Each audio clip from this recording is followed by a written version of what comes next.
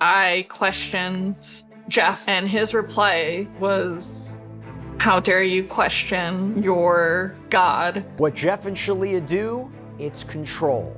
That is how one former follower described the leaders of Twin Flames Universe, an online group now at the center of a sweeping investigation. Accused of coercion, financial exploitation, and spiritual manipulation, these self-declared spiritual gurus are facing potentially serious legal heat. We're going to break it all down right now. Welcome to Sidebar, presented by Law&Crime. I'm Jesse Weber. Hey everybody, this is another Law&Crime legal alert. If you received Depo-Provera birth control shots and were later diagnosed with a brain or spinal tumor called meningioma, you may be eligible for a lawsuit. That's right, Morgan & Morgan is investigating claims that patients weren't properly warned about this risk. It's free to check, just takes a few minutes, and you don't pay unless they win. So scan the QR code on screen, click the link below, or go to forthepeople.com/LCDepo to see if you qualify. Well, things are certainly heating up in Michigan, where state and federal authorities have launched a sweeping investigation into a controversial online group that is accused of manipulating its members. The target? It's Twin Flames Universe, or TFU. This is this online spiritual community that claims to help people find their ultimate romantic partner, their soulmate. But behind the promises of love and divine connection, there are disturbing allegations of coercion, financial exploitation, and identity manipulation. Allegations, to be clear, allegations. Now, the investigation was sparked in part by Netflix's explosive docuseries Escaping Twin Flames, which exposed how group founders Jeff and Shaleia Divine allegedly convinced followers to sever ties with family, shell out tens of thousands of dollars for coaching programs, and in some cases, undergo gender transitions, not out of personal conviction, but conform to the group's rigid spiritual framework. That was the main narrative or alleged narrative of this show.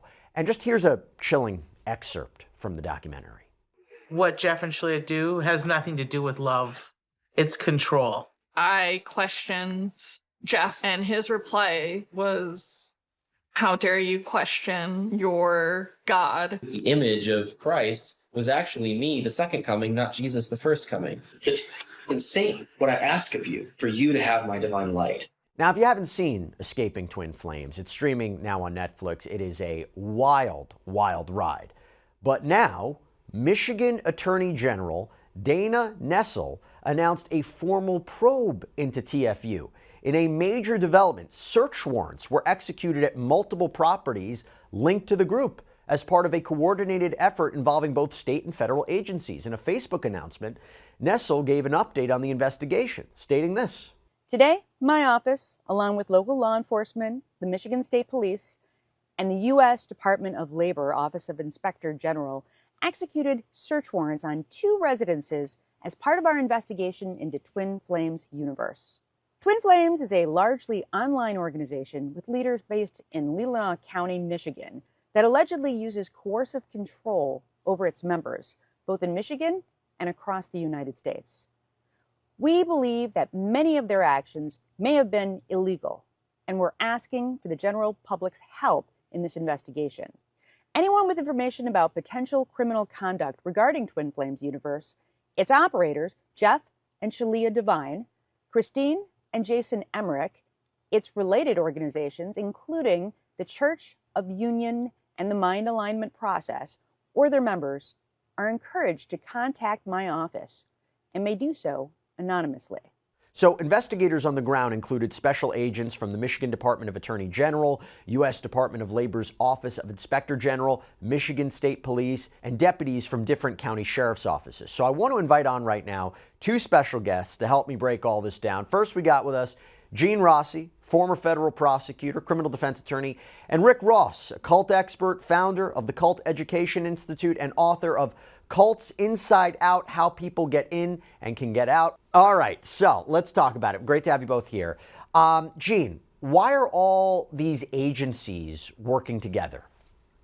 Oh, very simple. And I'm surprised the Federal Bureau of Investigation is not involved. The allegation, and I'm sure that's the allegation in the affidavits for the search warrants, and Rick can probably add on to this. It's probably mail and wire fraud. They're arguing that there's a scheme to defraud people with a bait and switch. You join this, twin flames universe, if you will, and I'm going to make your life better. I'm going to find you a partner. You're going to get spiritual support, yada, yada, yada. And the fraud, wire and mail fraud, is probably when they get in the door, everything's different.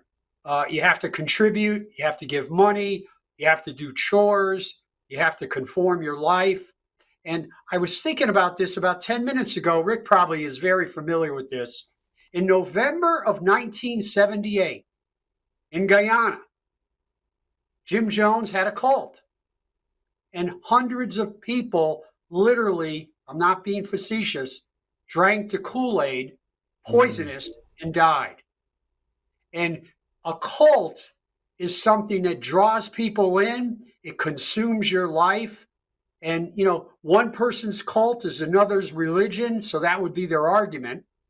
But this is a massive investigation. I am surprised that the FBI is not involved. Well, before I go to Rick real quick, so at this point, it's unclear what exactly was seized during the searches or which specific crimes are being investigated, but we know that a judge found probable cause to issue those warrants. That is significant, right? That means something. There has to be some indicia, there has to be some basis here. There has to be something that they might be looking into, right? Well, when you get a search warrant from a judge, you have to establish probable cause that a crime has been committed. And probable cause is about 40% certainty. Preponderance is 51%. Beyond reasonable doubt, it's like 90%. But probable cause is 40% certainty. So they've persuaded a jurist for these search warrants, I don't know the exact number, that their crime has been committed and that the location that they want to search and seize documents from is connected to that crime. So that's what they've proven with their affidavits. And I'm sure the affidavit is probably 70 to 100 pages long. And it could be just wire and mail fraud. Those are your bread and butter. It could be identity theft. It could be a host of money laundering. It could be a lot of things that we're not aware of right now. But you're right. Getting search warrants is a huge deal. And what they seized is probably massive. Documents, objects, things like that. And it's going to take time for them to review the search warrant material. And we're going to get into what might be going on here. But Rick, over to you. How would you classify Twin Flames universe based on what we know? Would you consider it a cult? Would you consider it a high control group? Would you consider it something else? I would consider it, in my opinion, a destructive cult. I think that Jeff Divine and his wife, Shaleia Divine, are charismatic leaders that have become an object of worship, and that they use coercive control to manipulate and exploit their followers. And based on the complaints about the group, it is a destructive group. People have been hurt very badly. Families have been hurt very badly. And the Divines live in a mansion. That's where they were raided in Michigan. So they have profited enormously from this online group. And what's interesting about it is what we're seeing is typical of what's going on today, which is people are recruited through social media platforms. They follow cult leaders on Twitter, on Facebook. They are indoctrinated through videos on YouTube, and they transfer money through Venmo and PayPal. So you can be a cult leader and work your cult remotely from your mansion in Michigan. And so I would think in the raid that has occurred, they're after the hard drives, they're after all the evidence to show the trail of exploitation that these two have wrought. And look, the details of those warrants, they remain sealed, okay? But former members who spoke to Vanity Fair, they have painted a very troubling picture of life inside the Twin Flames universe, or alleged picture. Because let's get into this. They allege that during the COVID-19 pandemic, The group housed so-called boot camp students who were expected to run errands, perform unpaid labor for the organization, all under the guise of spiritual training. Beyond that, TFU has been accused of operating exploitative pricing models, which with coaching courses reaching up to $8,888 for top-tier access. Former members also cited pressure to make large financial donations. Gene, is that, forced labor? Is there a coercion aspect to this that you might be looking in terms of potential criminal charges? Absolutely. And you got an amendment to the United States Constitution talked about involuntary servitude. So you may have a statute that enforces that amendment. But here, because the Department of Labor is involved, you can guarantee that one of the theories is that these individuals, these suckers, if you will, allegedly become members of this cult or this entity, and they become indentured servants, and they are pressured mentally, if not physically, to become essentially slaves. That gets into labor laws where you have to issue, not making this up, you got to issue salaries and W-2s, withholding. So that's why the Department of Labor is probably involved. Rick, do you think the pandemic would play a role in making people more susceptible to joining high control online communities, if that's what this is? I mean, the larger question is, why do people join groups like this? Well, absolutely. The pandemic caused people to be shut in, isolated. They would connect with people online. And these groups are trolling online. And no one deliberately joins a cult. It's really a bait and switch con. So what you think you're going to get, your forever spiritual partner, is not what you end up getting. What you end up getting is exploited, taken advantage of, which no one imagines when they first become involved. So you might be approached at a particularly vulnerable time in your life when you're going through something depressing, something stressful, and then online you see something that seems like an answer and that is deliberately deceptive to lure you in. And then you become submerged in the group. And what families are saying about Twin Flames universe is that when their loved ones become involved, they get cut off. People become socially isolated, embedded in the group. And if the Labor Department is involved with labor violations, what you're seeing is what I see over and over again play out in many groups called cults, which is you can make money off of free labor. If you have low overhead, you can run a restaurant, you can do a packaging subcontract, or you can just have people being your gophers, keeping everything running smoothly and not giving them really anything other than assurances and maybe some so-called spiritual counseling. So let's talk about it, because according to Twin Flames Universe's belief system, it blends elements of Christianity with wellness coaching, and every person has this divinely appointed soulmate, their twin flame, who they're destined to be with no matter the circumstances. And after Jeff Ian and Megan Plant, so now we're talking about Jeff and Shaleia Divine, met through a friend and connected through Facebook back in 2012, that's when TFU began. And they started with YouTube coaching videos, promising viewers they could find true love, just like the Divines had. Over time, the group grew into a full-fledged online business, offering tiered memberships, coaching, spiritual content. Packages can cost anywhere from $4,444 to $8,888, depending on the level of access. By 2019, Jeff claimed the organization was worth nearly $2 million. Their spiritual philosophy blends this kind of mysticism with Christian elements. In recent years, they've gone further, declaring themselves the second coming. Shaleia is the mother Christ, Jeff the father Christ. And at the time they said this, their future daughter, who is not yet conceived, is the princess of all creation. As for this whole twin flame concept, the founders say that a twin flame may not even realize there's someone's spiritual match. That is a concept that has led to disturbing real-world consequences. And we'll get into that a little bit more. But Gene, again, going back to this, as we're talking about it, if we're potentially talking fraud or labor or coercion or labor, I mean, we just covered the Diddy case. Is this RICO? Are we also thinking potentially RICO? Again, we're speculating because we really don't know what they're looking at. But I have to ask this question. Yes, academically, it could be RICO. What made Diddy's case unique is that he had a business that made a ton of money, allegedly, legitimately, through his singing abilities and all that. And in the Diddy case, they were trying to put a square peg in a round hole because the entity that he allegedly was using to do his various predicate acts, it was legal and legitimate and made money on its own. Here, I'll call it Twin Flames.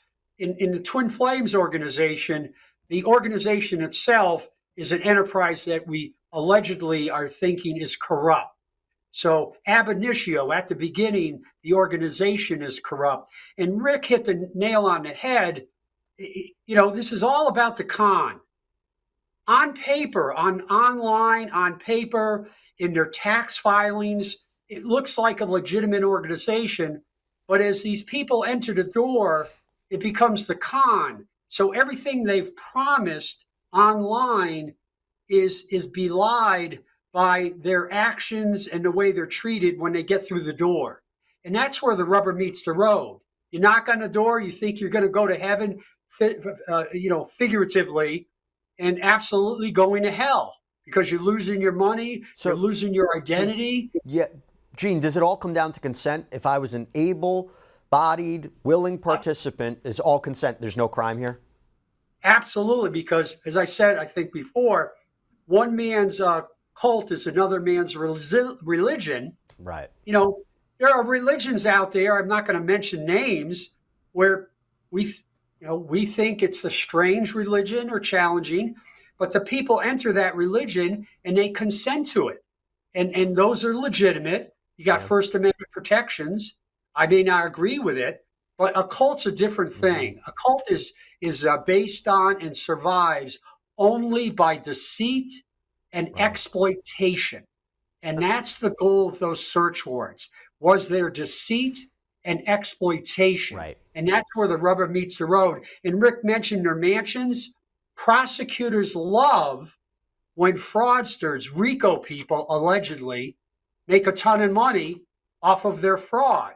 So that mansion, if there is a conviction, is going to be forfeited, and that's a gold star for the prosecutors if they get a conviction.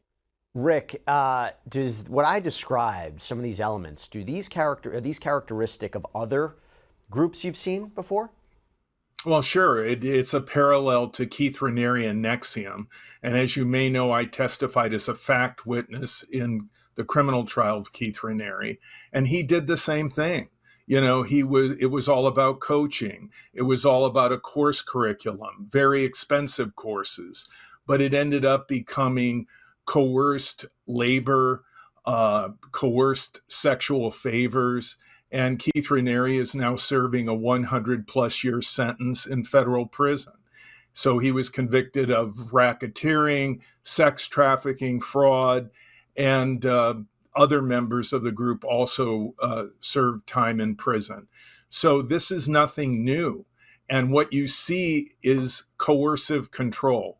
That is, coercing members by creating unreasonable fears about leaving the group, by intimidation, by gaslighting and manipulating them, by isolating them from their families and old friends so that they become dependent upon the leaders to think for them, make value judgments for them. And in this particular group, the promise of having a spiritual partner or your twin flame became very difficult because there were many women, not many men, and they began to tell some of the women that they needed to become men in order to fulfill their twin flame, destiny. And some of these women left the group and they said, quite frankly, I'm not a lesbian and I'm not interested in changing my gender. And others went along with the leaders and conformed to whatever they wanted. So this is a very twisted kind of thing where people really were hurt and damaged and experienced personal injury and family estrangement. So TFU's relationship guidance, it has certainly raised additional red flags. Why? Because in one 2017 video, Jeff Divine instructed members to seemingly pursue their twin flames regardless of interest or existing relationships. So your twin flame may appear to be with someone else, but it's just a lie, and you can choose differently. This kind of advice has reportedly led to some serious legal consequences, supposedly, because as Vanity Fair reports, it wasn't uncommon for members to chase their so-called twin flame despite clear rejection or even legal boundaries. In one case, a woman recounted in a 2017 Facebook post that her supposed twin flame called her a stalker and threatened police action. Just 2 weeks later, she was on a bus to another country planning to relocate near him. And there was a response to the group that said, "Sounds like you're being guided to be closer and connected to your twin flame. God supports you on your next big step." And one of the most troubling allegations involves TFU's handling of gender identity. You see, multiple former members, especially women, said they were told they were actually divine masculine energies in female bodies and were allegedly pressured to change their names, their pronouns, their appearance. There were even those who began medical transition. One such member, Victoria Bonilla from Alabama, recalled being paired with another female follower as her twin flame, despite the fact that she identifies as straight. And when she expressed her discomfort, her coach allegedly insisted that the other woman was actually a man in spiritual form. She told Vanity Fair, "I wasn't a lesbian." Now, Gene, based on the guidance, that Jeff Divine gave, encouraging people or allegedly encouraging people to pursue someone regardless of their interest or relationship status, could that, rise to some sort of level of criminal conduct? What is the legal line from your perspective as you listen to this? It all depends. With any scheme, you have to compare what is promised and what is actually delivered. So if they're promising this, if they are promising this, even though it's crazy, I think it would be hard to prove a crime. It's just crazy. But if they're saying in their online literature and all that, something that's contrary to what they're trying to get this individual to do once they enter the door and they face the con, then you have fraud. And if there's money transacted to get this service, if you will, this counseling, that would be part of the fraud. Rick, there's always not always, but it seems in a lot of times in these cases, there is a sexual component, right? And it also, if you're talking about, hey, listen, I can find you your soulmate, that is such an attractive option. Everybody's looking for love. So you take something, if these allegations are true, you take something, supply and demand, people are wanting to find a soulmate and allegedly exploiting that. But also there's always it seems to be a lot of times a sexual component. What are you taking away from that? Well, I think that the women involved were people that were looking for someone to marry, someone that they could have a lifelong relationship with. It wasn't so much a sexual thing as it was a sense of fulfillment in marriage, family, etc. And of course, the group misled these women in multiple situations. And they told them one thing, and then when they became involved, they switched and said another thing. So in that sense, it's a bait and switch con. But I think there was an underlying feeling of having a fulfillment in a loving relationship that they promised these women. And I think there are many people, most of us, want to have a loving relationship. And here was a group that said they had a way, that they had a path to fulfilling that. And so many of these people were victimized by just the simple desire to have a loving relationship. And as this legal investigation into TFU continues, it presents challenges. So the group operates almost entirely online. It complicates maybe jurisdictional questions. I'm going to ask Gene about that real quick. But it's a combination of spiritual teachings, for-profit coaching. It blurs the line between what's considered religious freedom, consumer exploitation. And TFU said the allegations were misleading. That in a public statement, it defended itself. It reads, "We take seriously recent allegations implying we wield inappropriate control over our community members. After a careful review of both media coverage and recent productions, we are saddened that so much effort has gone into taking swipes at an organization and community founded on love and mutual respect. The allegations levied against Twin Flames Universe not only distort our true aims, methods, and curriculums, but also misrepresent the autonomy of our community members, who are free to engage with our resources as they see fit. We are committed to confronting these allegations in an open and accountable manner. Now, in a video from May of 2025, the Divines doubled down on their narrative, saying they were just trying to explore and collaborate with their members. The spiritual work that we share with you guys has real spiritual results. As Twin Flame spiritual guru, we were helping students do that on an individual basis at the pace they were asking. And guess what? This was new, not just to us, but to literally planet Earth. No one else was doing what we were doing ever. This was experimental and exploratory, and it wasn't a Jeff and Shaleia do as we say, as the media likes to portray it. Yeah, I know. This was a collaborative endeavor. Now, Gene, you hear that defense, but also you're looking at this investigation. What do you take away from that? And also, was I right? Are there jurisdictional issues? Are there certain issues that complicate a potential prosecution? The beauty of a conspiracy, and obviously the couple are at least two conspirators. And here's what I'd like to know. Does a search warrant reveal, multiple conspirators? But the beauty of a conspiracy is that wherever any overt act in furtherance of the conspiracy occurs, you have venue.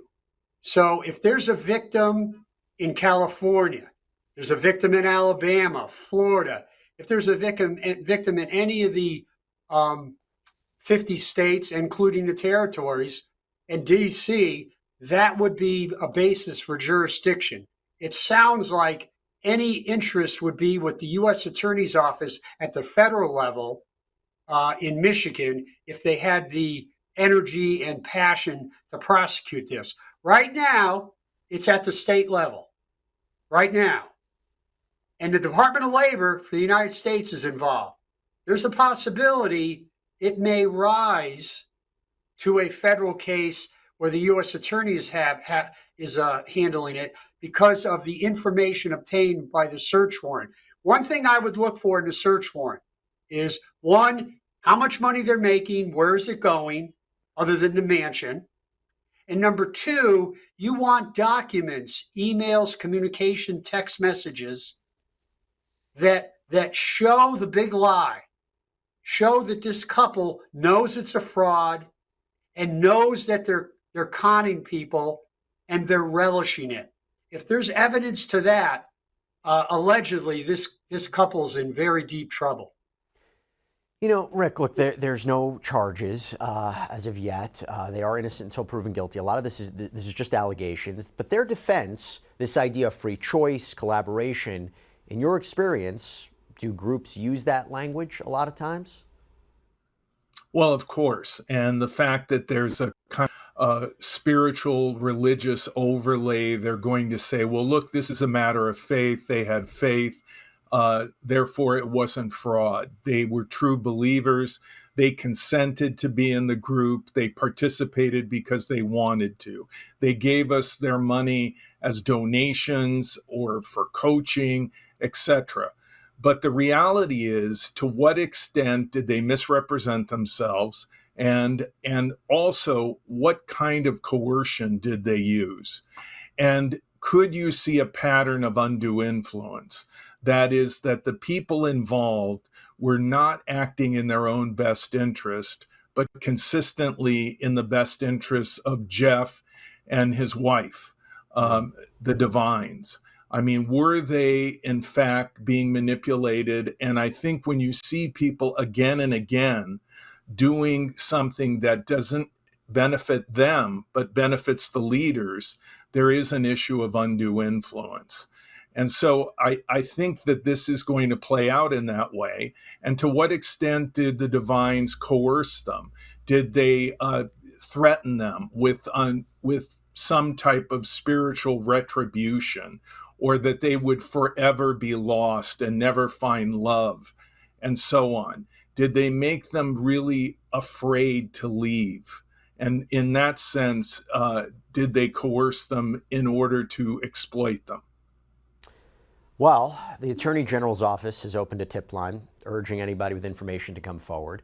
And with escaping twin flames sparking national outrage, this case has become more than just an investigation. It is reigniting a conversation. So with that in mind, let me just leave you with another clip from that Netflix special. How much power have I given to these people? Dissolve the illusion and recognize that you're actually a man. I felt like I didn't recognize myself. He already took my daughter. If anybody should be scared, it should be him. I will never stop fighting for my sister to come home. Man, the tea is now being spilled. And as the investigation unfolds, one thing is clear. In the search for love and meaning, some found something maybe far more dangerous. We'll see what happens next. Gene Rossi, Rick Ross, thank you so much for taking the time. It was great seeing both of you. Thank you. Thank you. And that's all we have for you right now here on Sidebar. Everybody, thank you so much for joining us. And as always, please subscribe on YouTube, Apple Podcasts, Spotify, wherever you should get your podcasts. I'm Jesse Weber. I'll speak to you next time.